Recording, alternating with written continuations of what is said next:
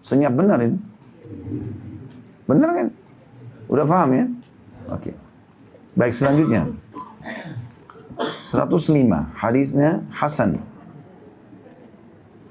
Dari Syurahbil bin Syuf'ah, dari sebagian sahabat Nabi ridwanullahi alaihim, bahwa dia mendengarkan Nabi SAW bersabda, yuqalu lil wildani yawmal qiyamah udkhulul jannah, qala fayaqulun ya rabbi hatta yadkhula aba'una wa ummahatuna, qala fayatun, qala fayaqulu Allahu azza wa jal ma li arakum muhbanti'in udkhulul jannah, qala fayaqulun ya rabbi aba'una wa ummahatuna, qala fayaqul udkhulul jannata antum wa aba'ukum.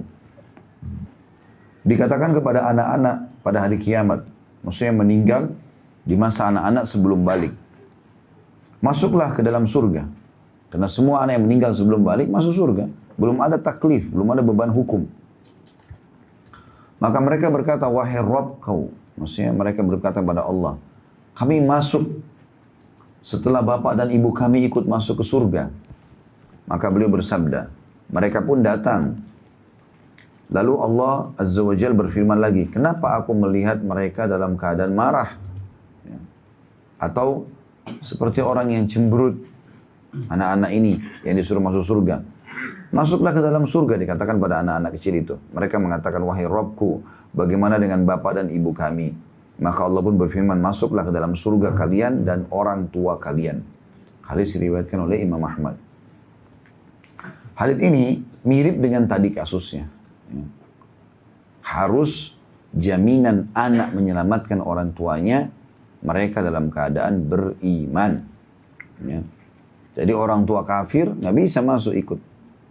Ya. Tentu saja ini. Jadi tidak boleh ada yang membatalkan sebab dia masuk dalam surga itu. Ini hanya akan diberikan kepada orang-orang yang memang dasarnya meninggal anaknya dalam keadaan muslim dan juga dia sendiri beramal soleh. Tapi mungkin masih ada dosa-dosanya, masih dosa itu toleransi, bukan kekufuran, bukan kemunafikan, bukan kemusyrikan, gitu kan. Dia hanya lalai, ada kelalaian-kelalaiannya masih bisa dimaafkan, maka ini dimaafkan oleh Allah SWT. Tapi kalau yang besar-besar yang memang dasarnya bobotnya mengeluarkan dari agama Islam misalnya, maka dia tidak akan dapat keutamaan ini. Ya. Kita ambil daripada hadis ini, pelajaran yang pertama adalah bahwasanya anak-anak yang meninggal sebelum balik dijamin masuk surga. Dijamin masuk surga. Gitu. Tentang kasus bagaimana kalau anak-anak itu dalam keadaan kufur. Gitu kan? Maka di sini khilaf di antara ulama. Apakah anak orang kafir sebelum meninggal sebelum balik masuk surga? Khilaf di antara ulama. Ada yang mengatakan masuk surga. Walaupun orang tua mereka kafir. Karena dianggap mereka masih belum ada beban. Karena ada hadis yang umum yang disebutkan bahwasanya anak-anak meninggal sebelum balik masuk surga. Pendapat kedua mengatakan tidak. Dilihat dulu di sini, ada rincian. Karena ada hadis yang berbunyi, kullu mauludin yuladu alal fitrah. Semua anak-anak kalau lahir itu, yang baru lahir dalam keadaan fitrah, maksudnya Islam. Fa'abawahu yuhawidani. Nanti kedua orang tuanya menjadikannya Yahudi, kalau orang tuanya Yahudi. Au yunasirani, atau menjadikannya Nasrani, ataupun yumajisani, menjadikannya Majusi.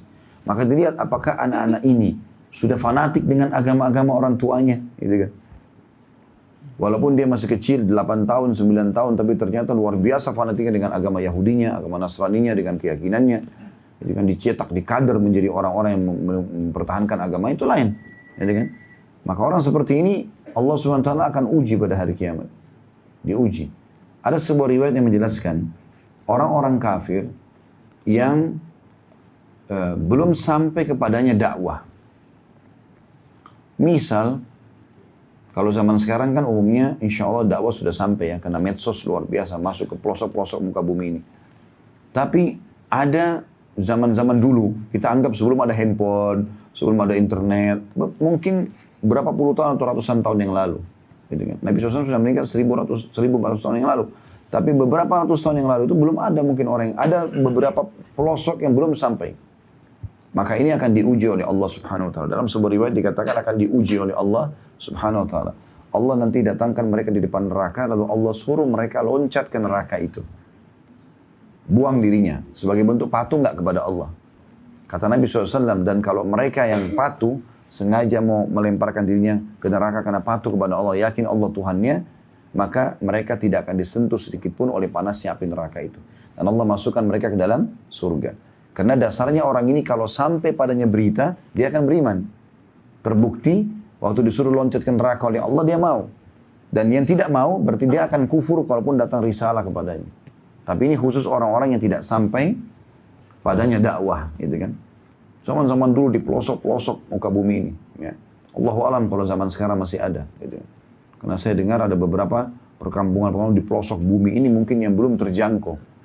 Orang-orangnya baru ditemukan, ya, mereka hidupnya masih sangat alami dengan alam dan seterusnya. Itu mungkin bisa kita bahasakan contoh-contoh seperti itu. Tapi di zaman dulu mungkin banyak terjadi ini.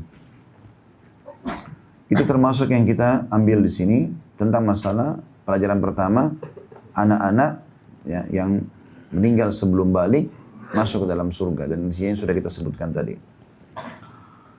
Kemudian di sini pelajaran yang kedua yang kita ambil tentang pertanyaan Allah Subhanahu wa taala. Di sini kan kalau kita baca secara letterlet, Allah bertanya ya, kepada mereka, kenapa kalian tidak mau masuk surga? Kenapa mereka cemberut? Ini kalau tidak difahami secara ilmu yang benar, orang akan menilai, tanda kutip ya, seakan-akan Allah, ada yang Allah tidak tahu. Nah, gitu.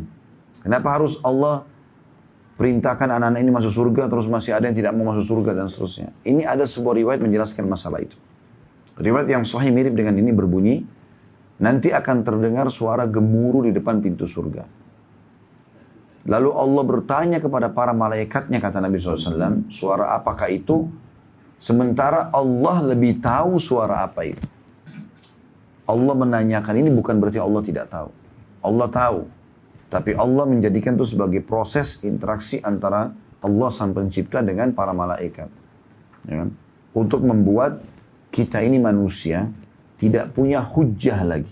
Nggak punya bantahan di hadapan Allah SWT pada hari kiamat. Kenapa ya Allah? Kenapa ya Allah? Maka Allah buat proses seperti ini. Allah bisa saja masukkan ke surga tanpa harus menjelaskan kepada manusia kenapa. Allah bisa masukkan ke neraka ciptaannya tanpa menjelaskan kenapa. Tapi Allah SWT tidak turunkan syariatnya, Allah jelaskan, Allah segala macam gitu. Jadi pertanyaan ini bukan berarti Allah tidak faham. Makanya hadis yang menjelaskan tadi. Akan terdengar gemuruh di depan surga, lalu Allah bertanya kepada para malaikatnya suara apakah itu, sementara Allah lebih tahu suara apa itu. Maka mereka berkata itu adalah anak-anak muslim yang meninggal sebelum balik. Mereka minta agar orang tua mereka dimasukkan bersama mereka ke surga. Lalu Allah berfirman, masukkanlah mereka bersama orang tuanya ke dalam surga. Kemudian pelajaran yang ketiga adalah keutamaan bagi orang yang memiliki anak meninggal sebelum balik. Jadi ini sangat berhubungan dengan poin yang sebelumnya tadi, hadis sebelumnya, hadis 104. Kalau ada orang, tentu anak ini beda ya. Subhanallah, anak ini tidak ada istilah mantan anak. Ini. Tapi kalau pasangan cerai, ada dikatakan mantan istri, mantan suami. Tapi anak nggak mungkin gitu ya. Mereka sekali lahir ya sudah statusnya anak kita. Di dunia dan di akhirat. Gitu kan. Maka setiap ayah dan ibu pasti punya kedekatan jiwa dengan anaknya. Kenapa di sini dalam hadis hanya disebutkan anak? Kenapa bukan saudara? Kenapa nggak ada orang tua? Karena ulama, karena anak punya kedekatan jiwa tersendiri. Mereka punya kedekatan jiwa. Kapan kita baik sama mereka di masa kecil, mereka akan bakti sama kita di masa tua. Gitu kan. Mereka termasuk amal-amal jariah. Bahkan anak-anak ini bisa mengejutkan orang tuanya, gitu kan, dengan pahala yang besar. Disebutkan dalam sebuah hadis Bukhari, pada hari kiamat nanti ada orang di surga diberikan pahala bergunung, atau pada saat mau masuk surga diberikan pahala bergunung-gunung dan diangkat derajat yang sangat tinggi, derajat sangat tinggi di surga. Karena mereka tahu ini belum pernah mereka buat, maka mereka mengatakan, dari mana ini pahala-pahala ini, derajat tinggi ini? Maka para malaikat mengatakan, dari istighfar anakmu untukmu.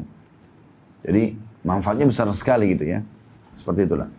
Maka di sini ada keutamaan tersendiri. Kalau Allah SWT karunia bapak ibu anak, maka bersyukurlah kepada Allah SWT tentunya. Dan ini tanpa menyinggung orang yang belum dikarunia anak tentunya. Nanti kita coba berikhtiar, kita coba berdoa. Yang belum dikarunia terus berusaha supaya Allah Subhanahu Wa Taala berikan kepada yang sudah Allah berikan. Jangan malah disiksa anaknya. Banyak orang begitu. Dia jadikan anak itu sebagai ajang emosional. sedikit-sedikit marah, sedikit-sedikit pukul, diusir. Akhirnya menjadi anak-anak yang rusak, ya, hanya rusak di masyarakat. Kita temukan yang jadi preman-preman segala macam, memang broken home di rumah, gitu. Rusak semuanya, karena orang tuanya kasar, taunya benci sama dia, taunya cuma dimarahin, dan segala macam hal. Kita justru terbalik, rawat mereka dengan baik, jadikan mereka sebagai amal jariah. Apalagi kalau bapak ibu dikarunia anak perempuan, itu luar biasa keutamaannya. Sampai tentu anak laki-laki sama perempuan kita harus adil, tapi kalau karunia anak perempuan, orang-orang Quraisy benci dengan itu. Mereka nggak suka dulu, sebelum Islam ya. Allah ceritakan dalam Al-Quran, kalau Allah kasih mereka anak perempuan, muka mereka memerah dan marah. Dan mereka cuma bisa punya dua pilihan pada saat itu. Mereka mempertahankan anak perempuannya tapi malu di tengah-tengah masyarakat. Karena dianggap anak perempuan tidak akan punya kedudukan. Gak bisa jadi kepala suku, gak bisa jadi prajurit perang, gak bisa jadi panglima perang, gak bisa kerja cari nafkah, gak bisa begini dan begitu. Perempuan hanya sekedar dianggap tempat untuk melahirkan anak, selesai. Gitu kan. Maka mereka umumnya mempertahankan dalam kondisi malu atau membunuh anaknya hidup-hidup. Kita sudah tahu Allah turunkan banyak ayat Al-Quran berhubungan dengan masalah Allah menegur mereka. Wa idal mau'udatu su'ilat bi'ayyi dzambin qutilat. Pada saat anak-anak bayi perempuan yang dikubur hidup-hidup itu ditanya, kenapa? Dosa apa mereka lakukan? Maka Nabi SAW memotivasi kaum muslimin, mengatakan siapa yang dikaruniai oleh Allah 3 orang anak perempuan, dia urus dengan baik sampai balik. Ya, balik ini bisa bermakna juga menikah ya. Maka kecuali dijamin baginya surga. Ada sahabat bertanya, ya Rasulullah kalau 2, kata Nabi 2 juga. Riwayat dan kalau 1 ya Rasulullah 1 juga. Karena anak perempuan beda kita menjaganya sama anak laki-laki. Nah, laki-laki tidak akan pernah kenal hamil di luar nikah. Na'udzubillah, walaupun dia berzina, nggak ada hamilnya kan gitu. Nggak ada malunya di masyarakat. Ada tapi nggak sebesar kalau perempuan. Sekali tercoreng, coreng namanya, coreng nama keluarganya semua. Gitu kan. Sekali perawannya pecah bukan pada suaminya, maka sudah cukup merusak citranya di mana-mana gitu. Maka menjaganya beda gitu ya. Kalau anak ini luar biasa keutamaan-keutamaannya. Tapi kita harus tetap berlaku adil. Anak laki-laki pun berlaku adil.